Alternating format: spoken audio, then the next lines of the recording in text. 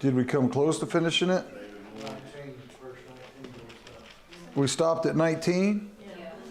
All right. Well, let's start there then. How's that sound? Some of this is, it's all part of chapter 19, so it's a really easy break to go right there. Let's remind us where we're at in the story. Absalom tried a revolt against King David. No! And Absalom pursued David, and David fled. While he was there, some people helped him. Some people went behind his back. There were some that deceived him. We'll get to that in a minute because those players are going to come back up in chapter 19. But David, what was David's one command as they went out to fight against Absalom? Be gentle with my son. Be gentle with my son. And so what Joab do? Kill him. That was not gentle. He was not gentle with his son. Oh, he gently stabbed. He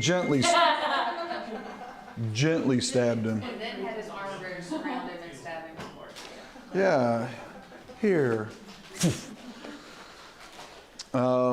All right, so then how did David respond to that? We don't know yet. Okay, that's where we're at in verse 19. Here we go. This is good. All right. Now Ahimaaz, son of Zadok, said, "Let me run and take the news to the king that the Lord has vindicated him by delivering him from the hand of the enemies." "You're not the one to take the news today," Joab said. "You may take the news another time, but you must not do so today because the king's son is dead." Like, this is not good news. Like, you step up and volunteer when it's good news. You might get a tip from the king for bringing the news. But this is not the one you want to take to the king. Well, What's that? in previous times, messengers who brought Bad news. bad news, like your son is dead, ended up losing their life. Yeah. If you're the one that, but here's the thing. I think sometimes it depends on how you present it, because when they just bring bad news, they don't kill them just because the news is bad. But with David, you present bad news, but as if it's good. You know, as if you're happy with it, or like the one guy that showed up and found Saul dead. And went and said, "I killed him. I killed your enemy." Well, that's not the news David wanted. It wasn't even true. But his attitude was he thought David would like it. He'd get a gift. That backfired, didn't it? And so there is, it's not just a bearer of bad news, but the wrong kind of attitude with it. But if it's bad, like if it's good news, there's hardly a chance it's going to go bad for you. But if it's bad news, you better be careful how you do it. Does that make sense? All right, let's keep that in your mind because there's more to that story. Verse 21. Then Joab said to a Cushite, "Go tell the king what you have seen." The Cushite bowed down before Joab and ran off. Ahimaaz, son of Zadok, again said to Joab, "Oh, come on, please. Let me run behind the Cushite. You gave him a head start. Let me at least follow behind him." But Joab replied, "My son, why do you want to go? You don't have any news that will bring you a reward." He said, "Come what may, I want to run." So Joab said, "Fine, run then." Ahimaaz ran by way of the plain and outran the Cushite. So while David was sitting between the inner and outer gates, the watchman went up to the roof of the gateway by the wall. And as he looked out, he saw a man running alone. The watchman called out to the king and reported it. "Hey, somebody's coming." And the king said, "If he is alone, he must have good news." And because they would expect like maybe a group of people coming to bear the bad news. And if he's alone, he's got to have good news. And the runner came closer and closer. So David's not prepared for the news that he's about to hear. And that's one of the principles that I see in here. Do you know how easy it is to always be looking for the news that we want instead of for the news that is? It's real easy for us to do that. We gear ourselves up. And I can't help but, I started preparing this week for Friday's Bible study. We got a bunch of new families in the church, and Michael Spears had been talking with them, and they asked to go through hermeneutics again. And so one of the things that we do with hermeneutics is it's letting, we go to the text with an open heart and an open mind, saying, you tell me what to believe, not I'm looking to prove what I already believe. You know, and so I start to see that principle. When I'm working on hermeneutics, I start seeing that, you know, in different places. And it's kind of that idea, but there's way more to it than that in this passage. And so verse 26, and the watchman saw another runner, and he called down to the gatekeeper, look, another man running alone. The king said, he must be bringing good news too. The watchman said, it seems to me that the first one runs like Ahimaaz, son of Zadok. So what's that tell you about Ahimaaz? He likes to run. He likes to run. No. He's well known for his running. He's good at it. He's fast. He's the guy you want on your football team. He had a stride and a speed. When you see him going, you knew who it was. Which I think is part of the principle that's in here. And before we keep reading, let me ask you, do you think it was his job before the Lord to bring the news to David? Is there any reason to think that God wanted Ahimaaz to bring? No! Exactly. No. And what's he do? He says, but I want to. Well, why did he want to? To show how fast he can run. You may be talented at something, but that doesn't mean God's calling you, and it doesn't mean God can't be calling somebody else to that job at that time. There's more to being ready to do a ministry and a job for God than having a skill. It takes the right heart with it. And what we're going to find out is Ahimaaz had the skill. He had the speed, had a willingness. He even nagged to be allowed to do it, but he was unprepared for the job. And so let's keep reading. Oh, he is a good man, the king said. He comes with good news. Verse 28, then Ahimaaz called out to the king, all is well. He bowed down before the king with his face to the ground and said, praise be to the Lord your God. He has delivered up those who lifted their hands against the Lord my king. So I'm just going to tell you the good news. We won the battle.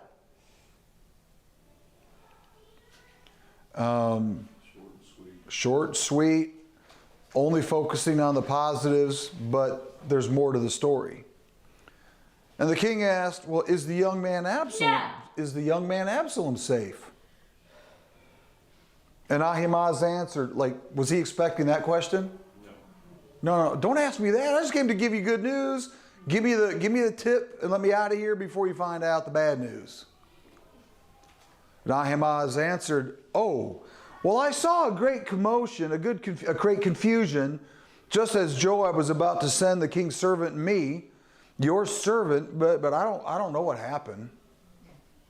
Then he lies. He's lying. He's leaving the bad news for the next messenger. Or he really didn't know, but I think he knew. And so what's he do? He was unprepared for the complete job. Why?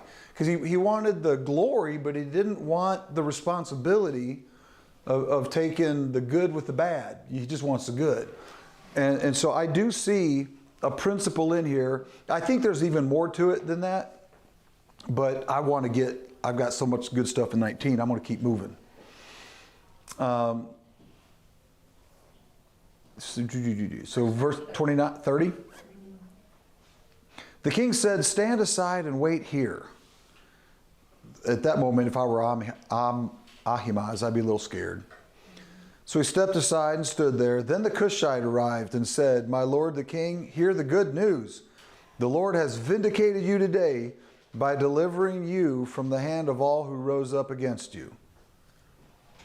And what do you think Ahimaaz is thinking as the Cushite tells King David that?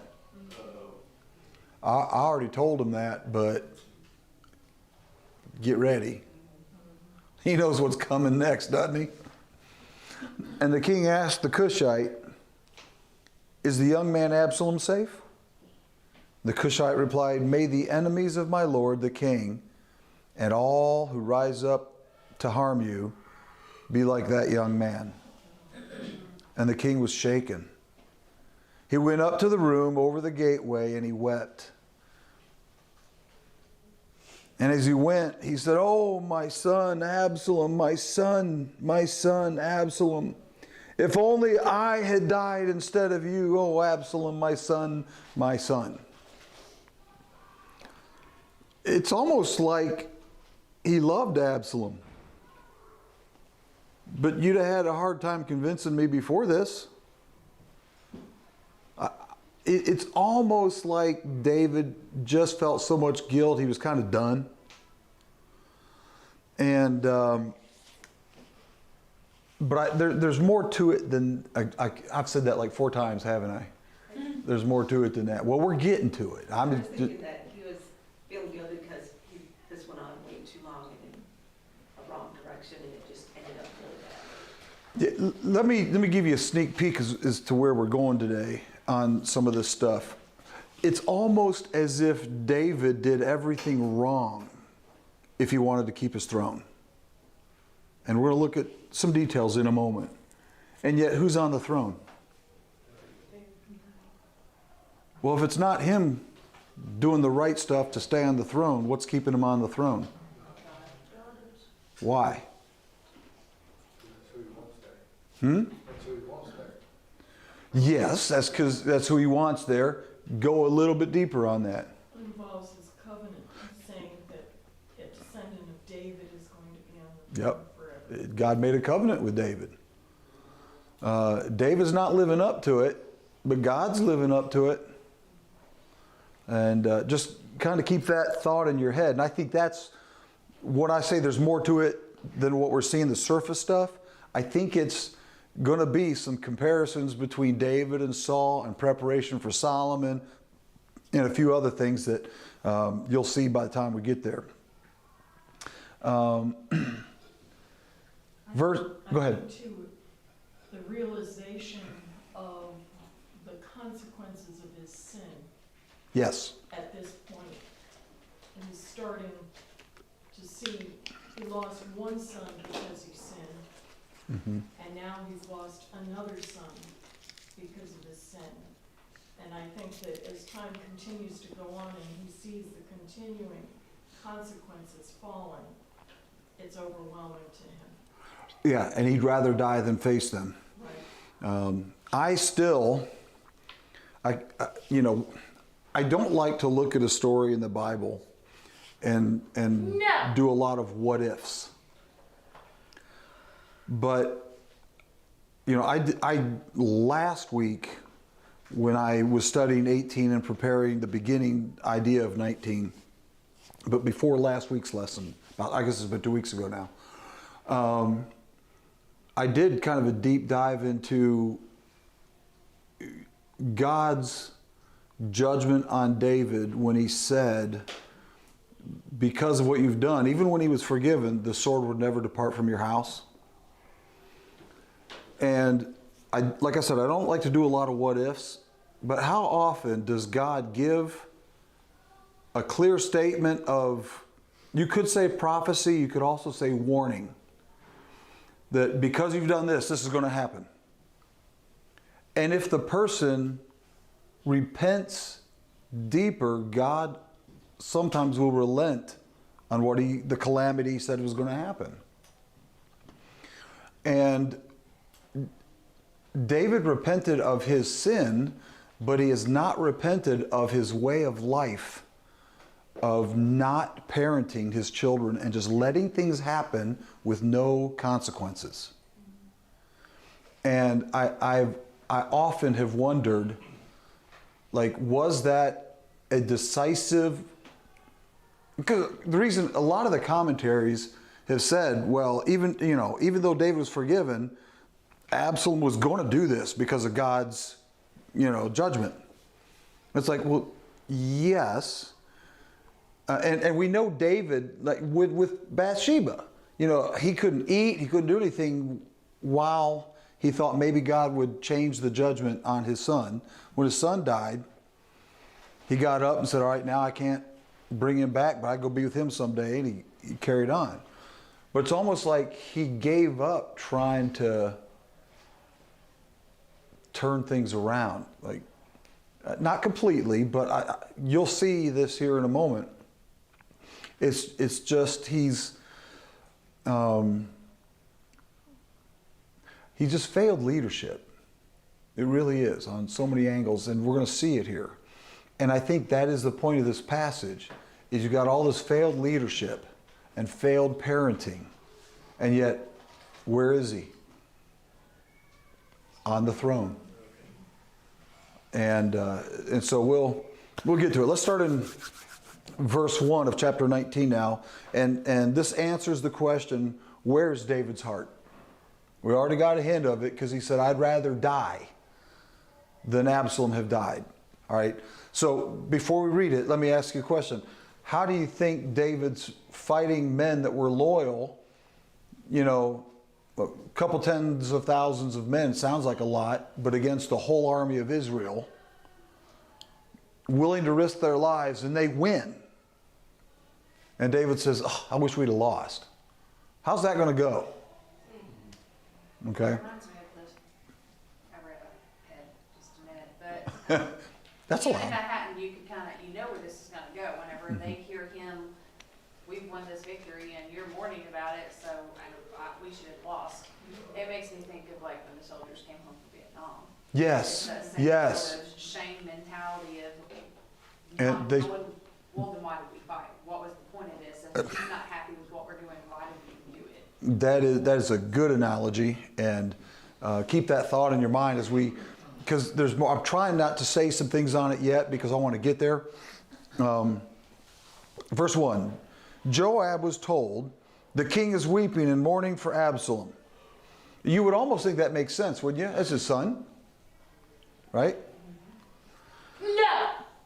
And for the whole army, the victory that day was turned into mourning, because on that day the troops heard it said, the king is grieving for his son. So the men stole into the city. What's that mean? Then like skulked. They were trying not to be noticed. Yeah, try not to be noticed. Instead of going in with pomp and ceremony and we won and the victory's march, it was like, oh man, king's mad at us. People loyal to him are going to think we did something wrong. Let's just. So the men stole into the city that day, as men steal in who are ashamed when they flee from battle. The king covered his face and cried aloud, oh, my son Absalom, oh, Absalom, my son, my son. Then Joab went into the house to the king and said, today you have humiliated all your men. You have who have just saved your life and the lives of your sons and daughters and the lives of your wives and concubines. You love those who hate you and hate those who love you. You have made it clear today that the commanders and their men mean nothing to you. I see that you would be pleased if Absalom were alive today and all of us were dead. Now, go out and encourage your men. I swear by the Lord, if you don't go out, not a man will be left with you by nightfall. This will be worse for you than all the calamities that have come on you from your youth until now. Let me ask you, is Joab right? Yes. Politically, you're absolutely right. He's right. So the king got up and took his seat in the gateway. And when the men were told the king is sitting in the gateway, they all came before him. Meanwhile, the Israelites had fled to their homes. So that whole army left. That whole army left. All right, so here's what happened. Joab saves the country. And how's David feel?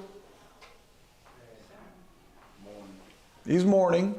So Joab comes in and says, David, I know you're sad. Except for he says it in a much meaner way than I would. I know you're sad, but if you don't get up right now and get a hold of yourself, you're about to lose your kingdom. We've got all the Israelites, they're already against you. The only ones with you are people from your tribe, the tribe of Judah, and you just humiliated them for winning the battle and being loyal to the king. And if that's what's going to happen to them, you're done. You're done right here, right now. And I was thinking not only the Israelites are feeling all this, but then they kill Absalom, which was, they looked at him as their leader. So they're kind of, that's another little thing. Yeah. We're going to talk about Absalom a little bit more here in a minute. All right. I want to keep going. 9 to 13. Now watch what happens, what David does, because he's right. Joab's right. I've just messed things up with Judah. But not only do I need to heal things with Judah, I need to heal things with the rest of Israel. So I'm going to try to bring them in. And what's the best way to do that? Well, surely the best way to do that is to take the commander that was your enemy who just lost and put him in charge and replace the commander who was loyal to you and just won. Yeah. Isn't that a good idea? You got Joab loyal to you, right? And he won. So let's remove him and take the commander of the rest of the army that just lost and give him Joab's position. You like that? How's that going to go? Y'all see something brewing? Sounds like a workplace.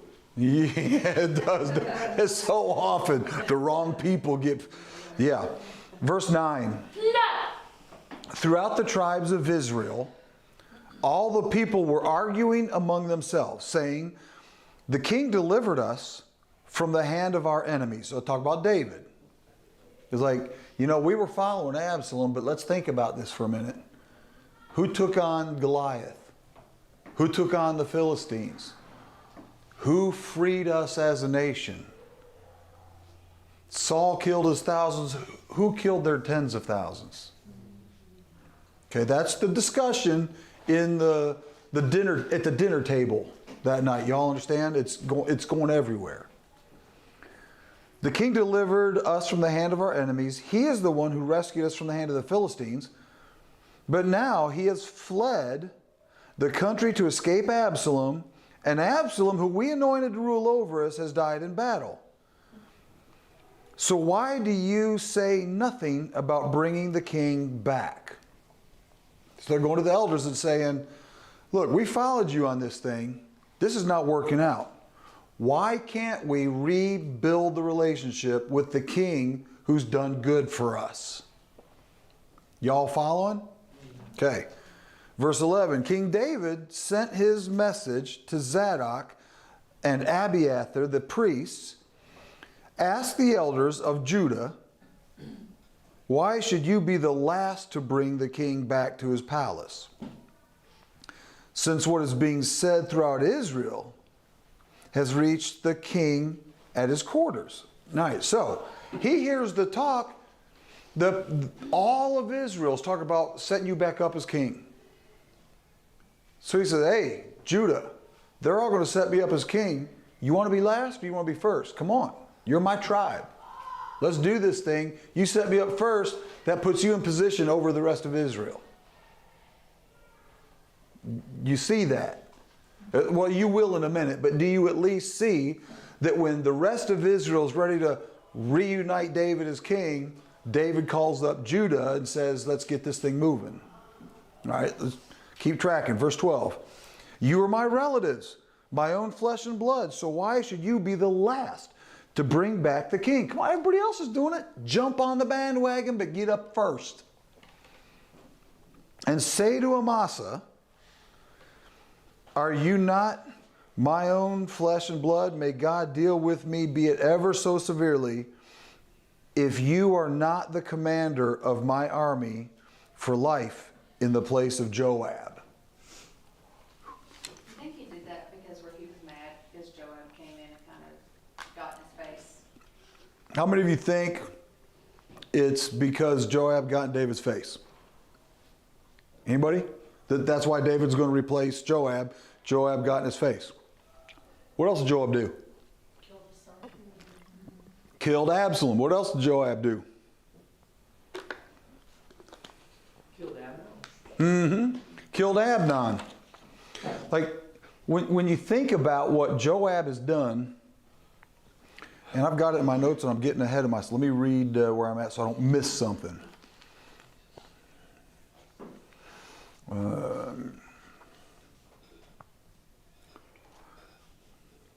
Yet back in the past, David made peace with Abner. Remember, Abner, let me see if I can get, Abner was out and they weren't supposed to be fighting, but Abner started fighting Joab's son, and they took off running, and Abner killed Joab's son.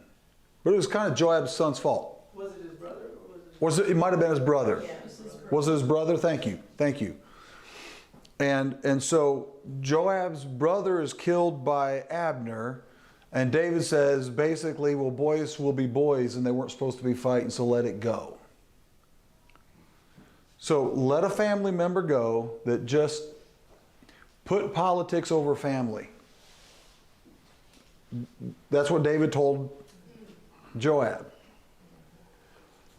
What's Joab telling David now? No. Put politics over family. Are you seeing how it's coming full circle? Joab also brought Absalom back against David's wishes. David said, Absalom is gone, let him go. Joab, why are you letting your son stay out there? You need to bring him back. No, I don't want to do that. You need to bring him back, Dave. So he goes and invites him back. And David's like, all right, fine. And then through Joab, David said he can't come to the palace. Through Joab, took a little prodding, but Absalom talked Joab into letting him speak to David. So, Burn the fields down. exactly. He got Joab's attention. But still, Joab was a key player in making that happen then. So then Joab now kills Absalom when David wanted him alive. And then Joab publicly rebukes and humiliates David for not being happy about his own son's death. You think he was on a boat, or he just got in, walked in the room and told him? Oh, I think Joab walked in and told him in a public setting. I think he bawled out David publicly because it's written clear for us, and it wasn't just a secret discussion between Joab and David. There's always a lot of attendance. And so it's kind of what David had asked of Joab when Abner killed his brother. You know, now Joab is telling David to do the same thing, and he's like, do you see the rift forming between these guys? So now David says, okay, but I'm going to give this Amasa your job, Joab. I'm going to put politics in the family. Yeah, I'm going to put politics over friendship here, you know, what little there was. All right. But I think about, if you think about in history, whenever there's a civil war, which is basically what was going on here, the time after the war is a very tricky time. Yes, it is. To reunite people that have been warring against each other. And so I see David using this as a political means to try to bring unity back to the ones who would follow the Absalom. Yes, and it is a tricky time, and you're trying to take those who've been your enemy and to stop the war, make them not your enemy anymore. But at the same time, do you do that at the cost of those who've been loyal to you? No, it's short-sighted. Yeah. So let me just pause in the story here for a minute, because if you read ahead, there's some things happening. I want to give you some idea of where it's going. So as we continue to read, you'll know what you're seeing, all right? Amasa, he's not the able leader that Joab is. So David's taken the losing commander and putting him in the winning commander's position. And that's going to come back up, because I'm just going to tell you right now what's going to happen is David's going to ask Amasa to do some things that he's not able or capable of. He doesn't pull it off. And so Joab shows up again and goes and kills Amasa and retakes his position as commander over the armies. Because Joab understands what it takes politically, and even in the... Look, I'll be honest, Joab has no morality, but he's a political genius. And really God used him to keep the nation together, because he pulled things together when David didn't, and David wouldn't. Wouldn't it have been better if David would have just been inquiring of the Lord on a lot of this stuff and saying, what do you want me to do? And could have been the leader that God wanted him to be. But instead, he wasn't doing it. And God used even a man like Joab to make sure his covenant with Israel stood. So Joab's going to personally assassinate Amasa. He will keep his job, but that is kind of the straw on the camel's back, that he loses even more loyalty to David. It's hard for David to get past that. And let's just say it's awkward at best after that. And it gets to the point where David tells Solomon, don't let that man grow gray, kill him. Be done with Joab. I mean, well, why would you tell your son to do that instead of... You doing it. See?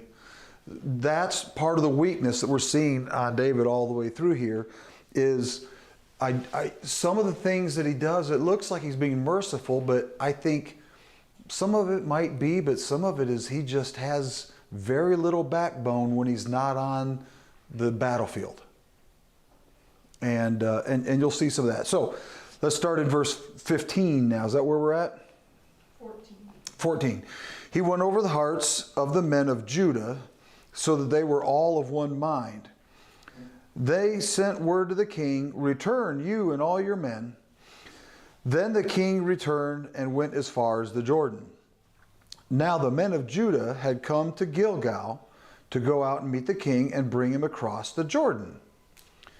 All right, so now David got his tribe, Judah, to be the first ones, and they're all coming in like, look at our king, you know. And Shimei, son of Gera, the Benjamite from Bahurim, hurried down with the men of Judah to meet King David. With him were 1,000 Benjamites along with Ziba. Does that name ring a bell? All right, who is Ziba?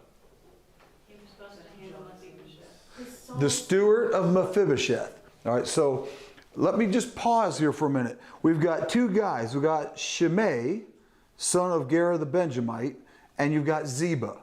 Both these guys mentioned in chapter 16. All right, in fact, let's go back there just for a quick minute. I just want to remind you. In verse 1, this is when David's fleeing Absalom. When David had gone a short distance beyond the summit, there was Ziba, the steward of Mephibosheth, waiting to meet him. He had a string of donkeys saddled and loaded with 200 loaves of bread. So he had gifts, right? And then David said, hey, where's Mephibosheth? What did Ziba say? He said that he thought he was going to have stuff restored to him. Yeah, he said, well, Mephibosheth said, we think Absalom's going to be king, and he wanted to stay there and support Absalom. I just left And what David say then? Fine, then you get All of his stuff. all his stuff. If Mephibosheth's going to do that, you just won the lottery. All right, verse 5 of chapter 16. As King David approached Bahurim, a man from the same clan as Saul's family, that's the Benjamites, came out from there. His name was Shimei of Gera, and he cursed as he came out. He pelted David and all the king's officials with stones. So, you remember that story? And who was it that wanted him dead? He cursed him, get out here. Abishai's son, wanted him dead. All right, so you got those two stories in your mind. Now, in chapter 19,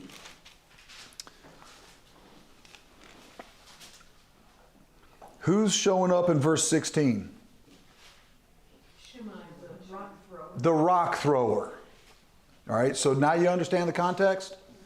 The rock thrower shows up.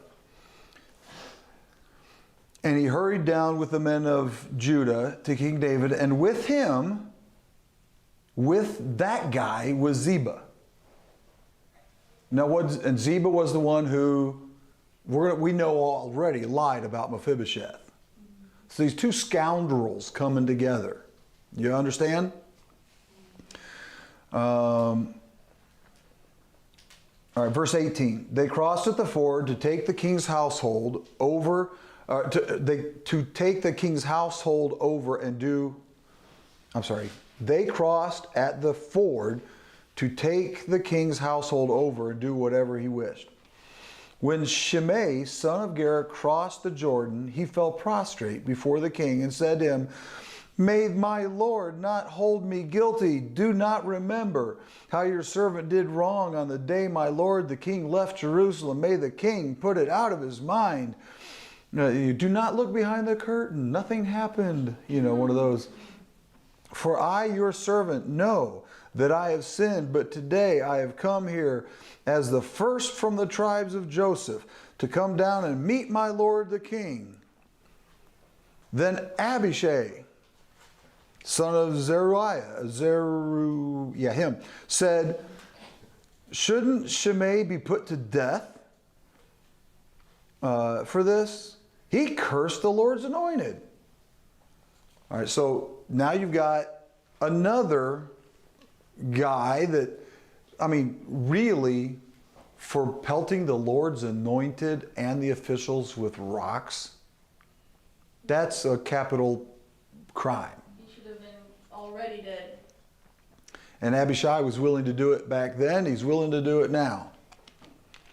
And David replied, "What's this got to do with you, you sons of Zeruiah," or whatever his name is? "What right do you have to interfere? Should anyone be put to death in Israel today? Don't I know that today I am king over Israel?" So the king said to Shimei, "You shall not die." And the king promised him on oath. All right, now Mephibosheth walks up. Who's his steward? Ziba. So Ziba came over. Who's with him this time? Mephibosheth, because Ziba's thinking, "I'm caught. David's going to find out."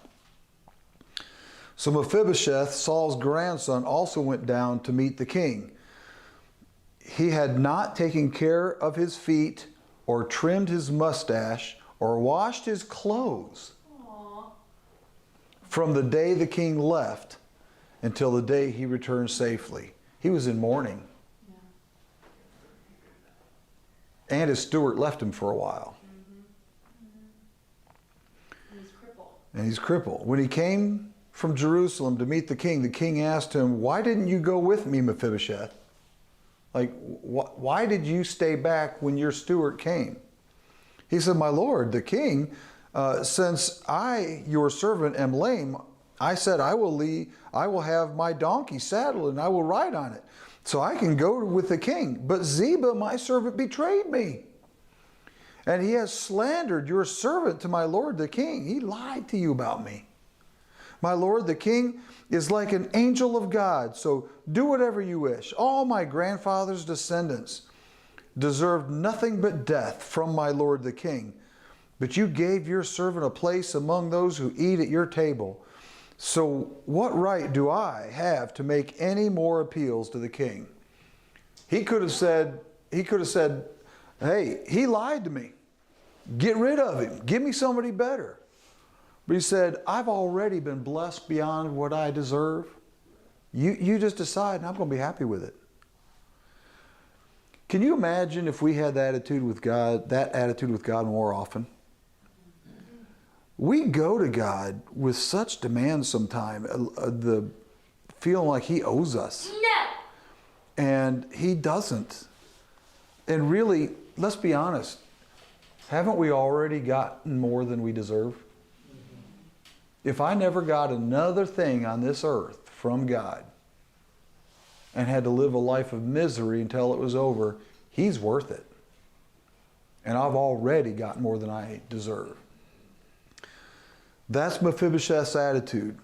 Verse 29, the king said to him, why say more? I order you and Ziba to divide the land. So he lets Ziba go ahead and keep half of it. Now, why do you think that is? Why didn't he just... already promised it to him. He kind of took a chance when he came to David and didn't stay. He brought Mephibosheth there. Is that what you're saying? Well, no, when he left Jerusalem and went to David, he was kind of taking a chance that maybe Absalom would, end up winning. Yeah, because, I mean, he really didn't stay with Absalom. He did follow David. And he did bring him gifts. And he did bring him gifts. And not only gifts, he brought him not just gifts for David of kindness, but of necessities for David's men. Yeah. So David said, you know what, the guy doesn't deserve everything he thought he was going to get. But he helped us out.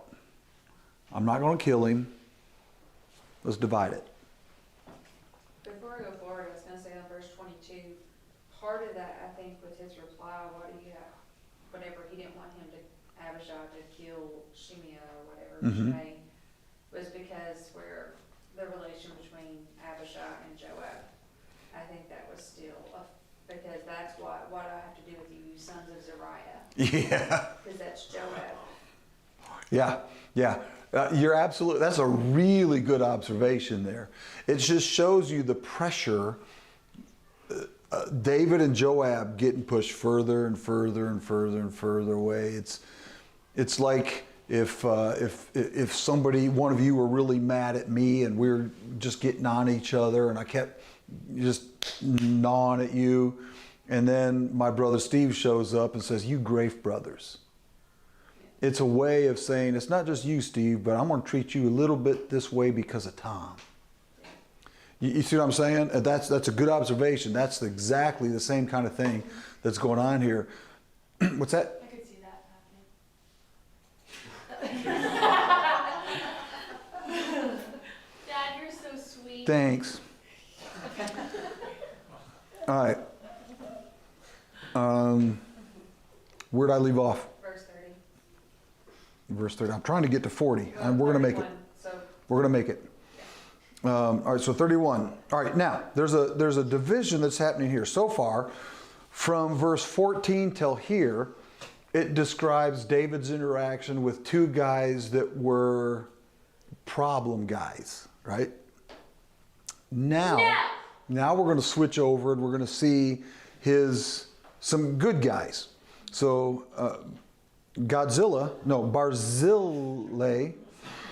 the Gileadite, also came down from Rogelim to cross the Jordan with the king and to send him on his way from there. So he came down to greet him and to say, hey, glad you're here, welcome back. Now Barzillai was very old, 80 years of age. He had provided for the king during his stay at Mahanaim, for he was a very wealthy man. Now king said to Barzillai, cross over with me and stay with me in Jerusalem, and I will provide for you. His man, you really helped us out when we were over there. We wouldn't be here if it wasn't for you. So I'm giving you a place to come to the palace. We will set you up. You will have people, you'll have servants to care for you. Does that sound good? What might be an issue here? You caught up in the drama. Yeah, you really want to go to the palace and get caught up in the drama? Also, what two things do we know about this guy so far? Is it 80 years old? He's old. He's already wealthy. And he's wealthy. So you think he's got it comfortable at home? Think he's got a few servants taking care of him? And at 80 years old, you want to try a new house, or are you just happy where you're at? See? So that's where he's at. And I love this attitude. Verse 34, but Barzillai answered the king, how many more years will I live, that I should go up to Jerusalem with the king? I'm now 80 years old. Can I tell the difference between what is enjoyable and what's not? Listen, you're about to read a content man's view of stuff that he knows he's about to leave behind. He's amassed wealth, he has stuff, and his old age, he's like, it's stuff. I just want to be comfortable. I don't need anything else. Can your servant taste what he eats and drinks? Can I still hear the voices of male and female singers? What? I used to go to these concerts and they'd come and sing for me. I haven't quit. I can't hear them. What? It's probably because you went to the concert. Yeah, exactly. Why should your servant be an added burden to my lord the king? Like, why should your servants have to take care of me when I got servants to take care of me? We're good. Like, I don't want to be a burden on anybody. I don't care what I eat. This reminds me a lot of Grandpa. This is my dad all over the place. You know, he did not eat to enjoy food. He ate to stay alive, try to keep his kidneys functioning and his gout to not flare up. You know, it is so much my dad. Verse 36, your servant will cross over the Jordan with the king for a short distance. But why should the king reward me in this way? Let your servants return, that I may die in my own town, near the tomb of my father and mother. But here is your servant Kimham. Let him cross over with my lord the king. Do for him whatever you wish. He's like, you know what? I got everything I need. But I got this servant who's been awesome. And I want to reward everything he's been doing for me. So instead of receiving from David added blessings, he looked for an opportunity to be a blessing to somebody else. You take my reward. I'm happy. You do it. What selflessness. What a great example of being generous and caring for others. Verse 38, the king said, Kimham shall cross over with me, and I will do for him whatever you wish, and anything you desire from me, I'll do for you. It's like, okay, I'll do that because you're asking me to, but if there's ever anything I can do for you, I, the king, I got your back. Thank you. I mean, this is the relationship. So all the people crossed the Jordan, and then the king crossed over. The king kissed Barzillai and bid him farewell, and Barzillai returned to his home. When the king crossed over to Gilgal, Kimham crossed with him all the troops of Judah, and half the troops of Israel had taken the king. All right, if it were me, this would be the chapter break right here. This is where the chapter ought to end, because we're about to hit another part of the story.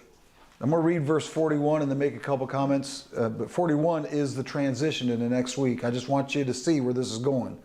Soon all the men of Israel were coming to the king and saying to him, why did our brothers, the men of Judah, steal the king away and bring him and his household across the Jordan together with all his men? Wait, why did you pick one tribe when we all could have done it?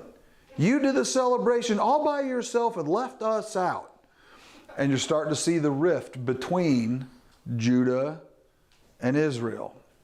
It's not going to divide under David or even under Solomon. It's going to be after Solomon. But the rift is already happening. All right, so that's where it's going. But now, this chapter has been about people that did not treat David well and people that did treat David well. How many of them lived through this part of the story? All of them.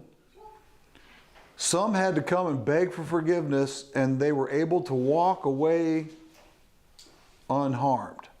And they were happy with that. But those who had treated David well, what happened to them? Man, they were rewarded. Why do you think that is?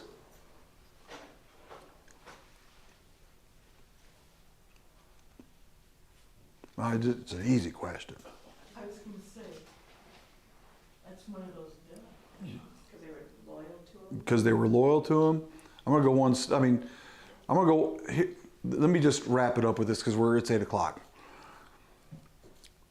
It's more than the fact, it's more than the fact that David was being nice to the people that helped him and forgiving to the people that weren't. I think it goes to the covenant, the Abrahamic covenant and the Davidic covenant that God's going to bless those that bless David and his people. We'll get to that next week. All right, anything else? It's 8:01. Any other comments, questions? All right, we're done. No!